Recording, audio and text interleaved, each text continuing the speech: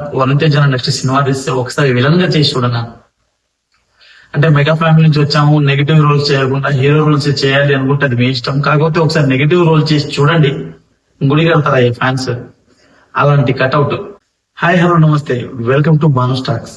మామ ముందుగా కొరియన్ కనకరాజు గురించి మాట్లాడుకుందాం మామ. ఇవాటి మూవీ వచ్చేసి కొరియన్ కనకరాజు ప్రీమియర్స్ కి అయితే వెళ్ళాము. ప్రీమియర్స్ కి వెళ్ళి వస్తుంటే వర్షం పడేది మామ. దానికోసం కొంచెం లేట్ అయింది రివ్యూ. ఓకే, రివ్యూలో ఎంటర్ అయిపోదాం. కొరియన్ కనకరాజు చాలా అంటే చాలా మంచి సినిమా. ఒక రకంగా చూసుకుంటే సో మెనీ మైనస్ పాయింట్లు ఉన్నాయి, సో మెనీ ప్లస్ పాయింట్స్ ఉన్నాయి. ఫస్ట్ వచ్చేసి సినిమా గురించి మాట్లాడుకుందాం. వరుణ్ తేజ్ గారికి వరుస ఫ్లాప్ లో ఉన్న తర్వాత కూడా ఇలాంటి ఒక సినిమా పడి మంచి హిట్ అయితే వచ్చింది. ఈ విషయాన్ని పక్కన పెట్టేస్తే కొరియన్ కనకరాజు మైనస్ లో మాట్లాడుకుందాం అన్న. ఫస్ట్ మైనస్ ఏంటంటే స్టోరీలో కనెక్షన్ లేదు ఎక్కడ.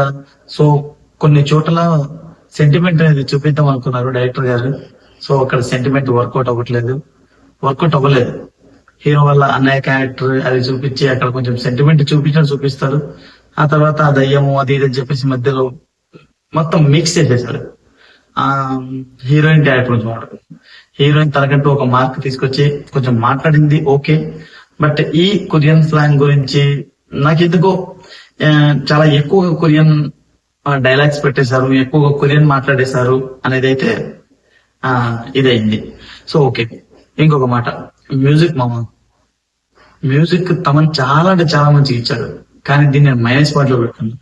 ఎందుకంటే మ్యూజిక్ అయితే చాలా మంచిగా ఇచ్చాడు, కాకపోతే ఆ మ్యూజిక్ తో పాటు వేరే సినిమా మ్యూజిక్ కనెక్ట్ చేయకుండా ఉండాల్సింది, కానీ వేరే సినిమా మ్యూజిక్ కనెక్ట్ చేసేసారు. ఇంతలా కనెక్ట్ చేస్తారా? కొన్ని చోట్ల వింటుంటే లెనిన్ మ్యూజిక్ వస్తుంది, కొన్ని చోట్ల చూస్తే ఓజీ మ్యూజిక్ వస్తుంది. ఇన్ని మ్యూజిక్లు కలిపి ఎందుకు అలా చేసినావు నాకు అర్థం అవ్వాలి. తమన్నా ఇచ్చిన బ్యాక్గ్రౌండ్ స్కోర్ చాలా అంటే చాలా మంచిగా ఇచ్చావు, కాకపోతే ఇలా మిక్స్ మ్యూజిక్ చేయొద్దన్నా ప్లీజ్. మిక్స్ మ్యూజిక్ ఎప్పుడైతే వస్తుందో అప్పుడు నాకు అనిపిస్తుంది, అదే నేను నిజంగా కొరియన్ కనకరాజుకి వచ్చానా, ఓజీకి వచ్చానా, లేకుంటే లెనిన్కి వచ్చానా, లేకుంటే ఇంకా ఏదో సినిమాకి వచ్చానా, నాకు అర్థం కాలేదు. Story end of the day story నువ్వు లాస్ట్ వరకు తీసుకెళ్లి సేమ్ స్టోరీని మళ్ళీ పార్ట్ 2 గా చూపిద్దాం అనేసి నువ్వు క్లూ ఇవ్వడం అది కరెక్ట్ గా. దీనికి పార్ట్ 2 ఉంది అనే ఒక క్లూ ఇచ్చారు, అది కరెక్ట్ కాదేమో అని నా ఉద్దేశం. ఓకే, ప్లస్ పాయింట్ వద్దాం. వరుణ్ తేజ్ గారి యాక్టింగ్ నిజంగా ఆ స్లాంగ్ లో గానీ, అది కదిరి సైడ్ భాష, చిత్తూరు సైడ్ భాష, అలాగే వరుణ్ అయితే ఆ భాషలో అయితే మంచిగానే మాట్లాడాడు, మంచిగా అడాప్ట్ అయ్యారు. ప్లస్ పాయింట్ లో సత్య కామెడీ. సత్యాన నువ్వు నిజంగా మరో బ్రహ్మానందం. నిజంగా సత్యాన కామెడీయే కామెడీ. ఇంకోటి మన డిజిటల్ ఫాదర్ క్యారెక్టర్ చేశారు కదా ఆయన కూడా చాలా అంటే చాలా మంచిగా కామెడీ. తర్వాత మన గుల్రాజు కామెడీ కానీ, కొందరు ఆర్టిస్టులు ఉన్నారు, వాళ్ళందరికీ కామెడీ కూడా చాలా మంచిగా పండింది. కాకపోతే స్టోరీ నాకు అంత పెద్ద కనెక్ట్ అవ్వలేదు కాబట్టి ఒక మంచి కామెడీ సినిమాగా అయితే పరిగణించవచ్చు. హర్రర్ అన్నారు, నాకు ఎక్కడ హర్రర్ అనిపించలేదు. లాస్ట్ లో 2 ఆత్మల ఫైట్ అంట, నాకు ఎందుకో కొంచెం డమరుగా మూవీ చూసినట్టు అనిపించింది. ఆ తర్వాత ఏమో ఆ గంగా మూవీలో 2 ఆత్మలు కొట్టుకుంటే చూడండి, రాజాసాబ్ కొంచెం ఫిక్స్ అయింది దాంట్లో. ఆ గంగా మూవీలో 2 ఆత్మలు, ఆత్మకి ప్రైతాత్మకి యుద్ధం, మరి చూడడానికి ఊరేసిద్దాం అన్నట్టుగా ఆ కైండ్ ఆఫ్ వ్యూలో 2 ఆత్మలు కొట్టుకుంటాయి. ఆ తర్వాత మళ్ళీ ఆ బాటిల్ ఏదో చంపడానికి, మళ్ళీ ఏదేదో మళ్ళీ బతికించడానికి అని చెప్పేసి కొన్ని సస్పెన్స్ అవి ఉన్నాయి. సినిమాలో పెద్ద సస్పెన్స్ ఏం లేవు, కానీ స్టోరీ అయితే మెల్లిగా ఇట్లా వెళ్ళిపోతుంది. ఒక డీసెంట్ మూవీ, ఫ్యామిలీతో చూడొచ్చు. కాకపోతే నువ్వు ఒక సినిమా లవర్ అయి ఉండి నీకు ఖచ్చితంగా స్టోరీ చాలా డీప్ గా కావాలి అనుకుంటే మాత్రం ఈ స్టోరీ నీకు వర్కౌట్ అవ్వదు. ఎంటర్టైన్మెంట్ కావాలి, కామెడీ కావాలి, నవ్వాలి అనుకుంటే మాత్రం నిజంగా నవ్వుకోవడానికైతే ఈ సినిమా పర్ఫెక్ట్ మామ. నిజంగా లిటరలీ ఇలాంటి కామెడీ అంటే F2 F3 వచ్చింది కదా, ఆ టైప్ ఆఫ్ క్రింజ్ లేకుండా చాలా మంచి ప్యూర్ ఫ్లెజ్డ్ కామెడీ అయితే ఇక్కడ ఉంది ఈ సినిమాలో. కొరియన్ కనకరాజు ఫుల్లీ కామెడీ సినిమాగా నేనైతే చూపిస్తాను.